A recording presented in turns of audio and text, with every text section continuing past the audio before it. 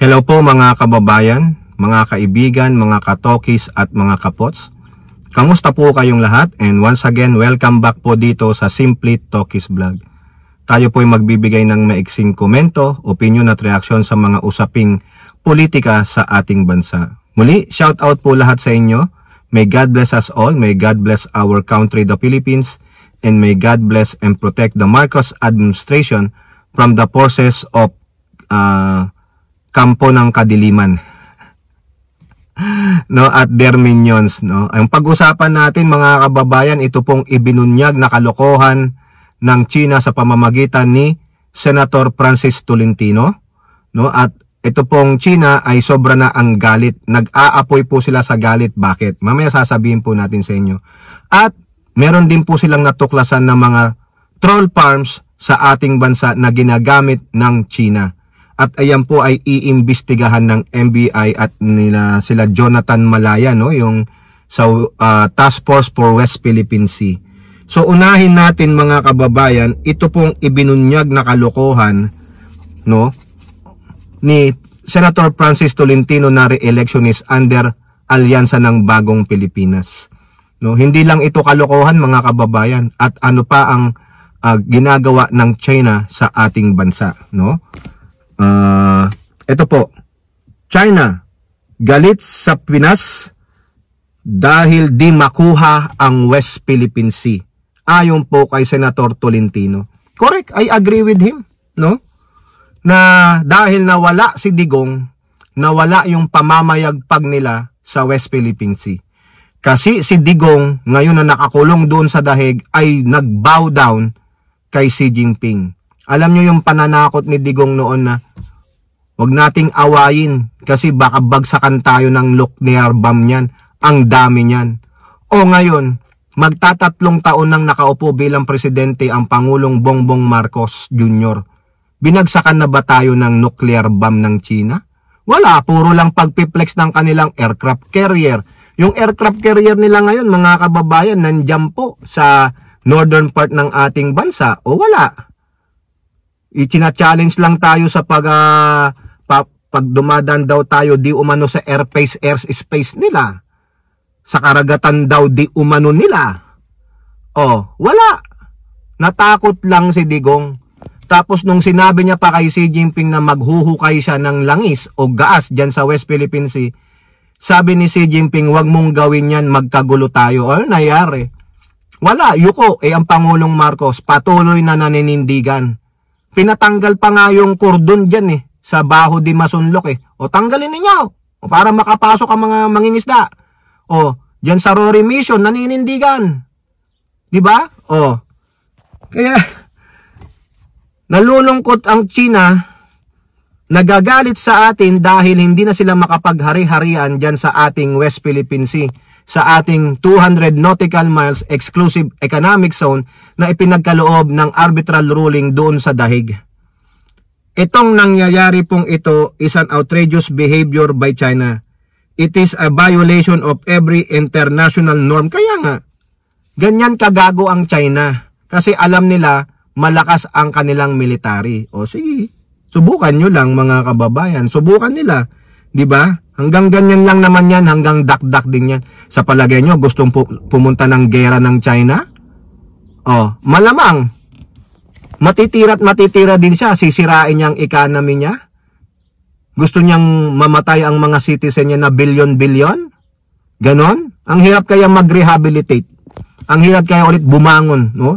Kawawa na nga kayo sa economic sanction ng Amerika. Yung tariff 254% na Oh, tapos makikigera pa kayo. Di gutumin nyo na lang yung mga citizen ninyo. Oo, wag nyo na kaming idamay, di ba?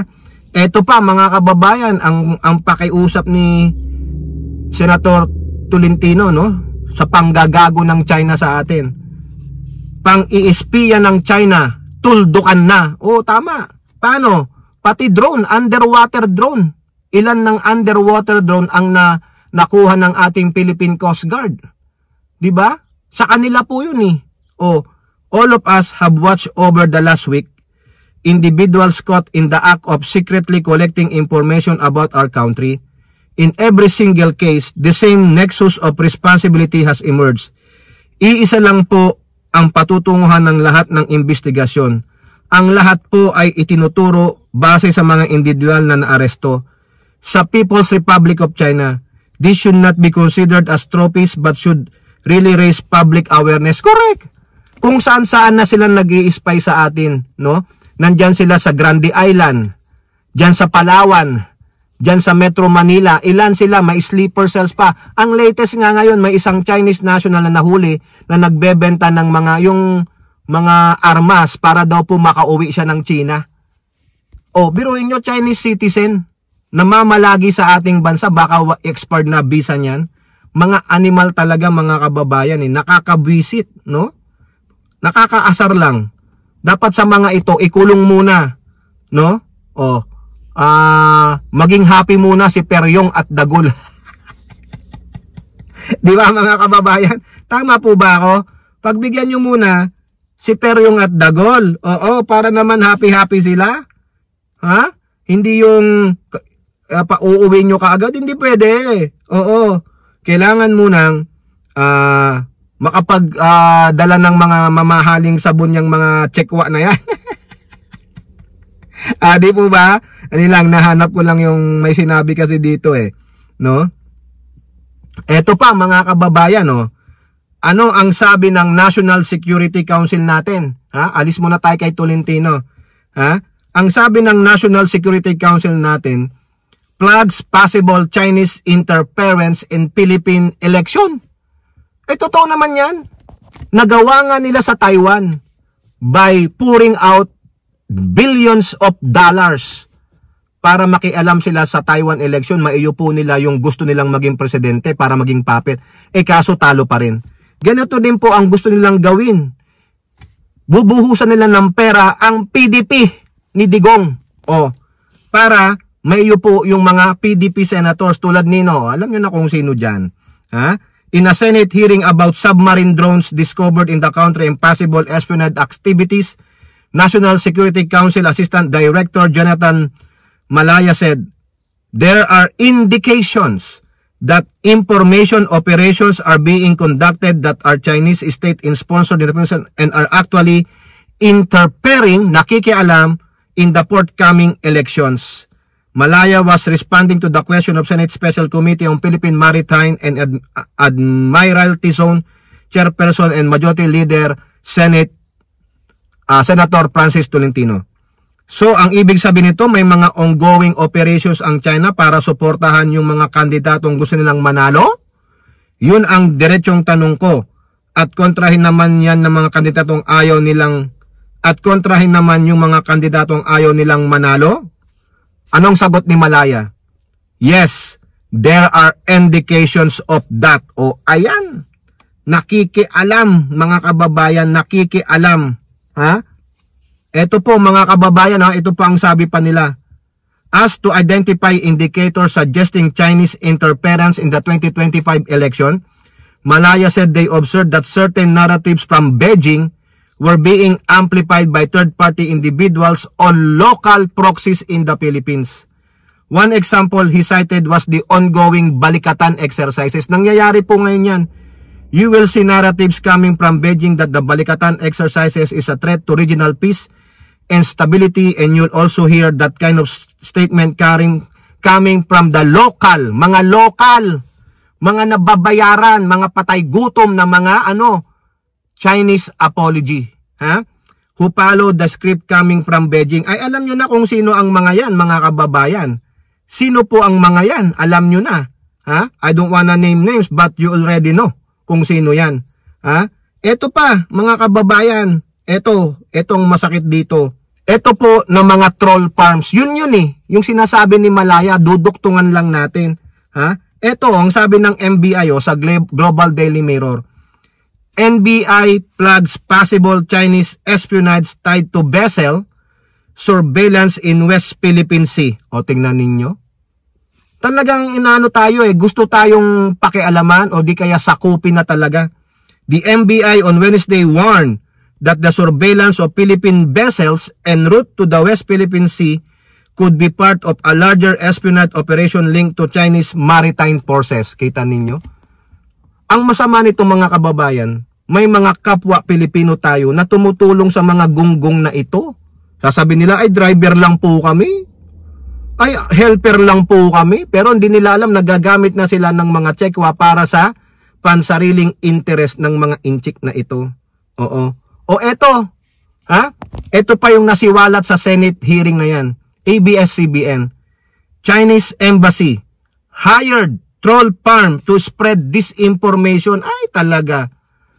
Laki pa naman ng perang binibigay ng tsekwa, mga kababayan. The Chinese Embassy allegedly contracted a Philippine company. Uy, dapat mahuli yan. Patawag yan sa Senado to work as a troll farm or a group of keyboard warriors with the goal of criticizing the government and spreading disinformation. Yan po yung nireveal ni Senate Majority Leader at Chairperson ng Special Committee on Philippine Maritime and Admiralty Zone na si Francis Tolentino. Tolentino showed a copy of supposed service agreement between the Chinese Embassy in the Philippines and Makati. Nako, base Infinite As. Nako, ito na, napangalanan na mga kababayan. Infinite As Marketing Solutions Incorporated. Nako, patawag nyo yan. Tapos pati yung tauhan dyan sa Chinese Embassy, kaso mag-i-invoke lang yan ng immunity. May mga immunity po itong mga diplomat na ito, mga nahinayupak eh. Wu Chenggi, the embassy's director for media and public relations, was its identified representative on the agreement. Nako, mapapasipot nyo ba yan si Chenggi? Wala, baka nakatanggi na yan. Under the supposed agreement, Infinite As will be authorized agency to handle their social media issue and pre-crisis management. It also read that the providers' dedicated keyboard warriors play a vital role in the overall effectiveness of the issue management project. Tolentino took exception to the arrangement. He disclosed that some of the work that alleged troll farm did was to propagate the advantages of the Typhoon missile. Remember the Typhoon missile? Yung kinagagalit nila kasi aabot sa kanila yan. System of the United States in the Philippines and the dangers of the President Marcos Jr.'s regime considering the history of its dictatorship family. Kita nyo? Ang tindi ng disinformation. Tolentino also said they found out that 330 fraudulent Facebook and X accounts were created to spread disinformation. Anong ginagawa ng Meta? Ang X, wala tayong maasahan dyan. Hindi po ito normal PR campaign. Ang ginagawa po is to openly provide information on convey the policies of the Chinese government. He said the bogus social media accounts work to make it seem that they were conveying the sentiments of legitimate users. Subalit, ito pala nagpapatunay na binayaran ng People's Republic of China para siraan hindi lang ang kredibilidad ng isang tao o namumuno kundi ng ating bansa. Ay, agree! Kailangan nyo po yan, nasawatain, panagutin, hulihin sila. Ito nga po, may nag-research dito mga kababayan sa pamamagitan ni Dr. Jonathan Ong. Noted an increase in the use of disinformation and influence operations since the 2019 election. These operations were run by Philippine PR agencies and firms and offered a service to clients. Malay nyo, itong mga PR agencies nito, mga tsekwa din ng may-ari no? Ang dami dyan, mga company, pag-aari ng mga tsekwa Ang karamihan, mga pondo nila nanggagaling sa People's Republic of China government. Tolentino showed a copy of September 11, 2023 check for 930,000. Wow! Almost 1 trillion pesos. 1 million, sorry naman. 930,000 pesos that he said the embassy paid Infinite As. Naku. The money that the Chinese embassy paid was for something hidden and sinister. It was to finance a troll farm. Hello, Bongo. Troll farms po yun. A covert disinformation and influence operations against the Philippine government and the Filipino people. He said that China financed the campaign because it does not want the Philippines to have the means to defend its territory and sovereignty. Correct! Kaso may mga kapwa tayong mga sanla kaluluwa o di kaya nag-implanta ang Chinese government ng mga citizen nila na nag-disguise ng mga negosyante. Di ba? Hello, SEC, imbestigahan yan. ipatawag ang SEC din. NSC Assistant Director General Jonathan Malaya said what Tolentino revealed was consistent with how China supposedly operates as the information space has become a battleground. He said among China's tactics is media and information warfare. O ayan po, no? Kaya papasok dyan ng NBI mga kababayan. Sabi po sa Inquirer, NBI to probe Chinese embassy's alleged troll farm. O tama naman po yan. I agree. Yan po ang sabi ni NSC Assistant Director General Jonathan Malaya. There is a local troll farm being used by China to influence political discourse in the Philippines. I am very sure that this has criminal implication. So it's the NBI who should look at those things, sabi ni Malaya. That's their mandate. They have to begin the case build-up immediately. I agree po. Tama lang yan. Ha? Okay? So, dapat kumilos dito ang NBI. Dapat din kumilos ang COMELEC. Yan po ang trabaho nyo. Bantayan ninyo ang mga tsekwa. Yang People's Republic of China, ang dami pong perang ibinubuhos yan. Lalong-lalo na sa mga patay gutom na alam nyo na ng mga DD shit. Okay, kayo po, ano pong inyong masasabi? Comment down below and don't forget to like and share. Hope to see you in the next videos. Bye-bye. God bless.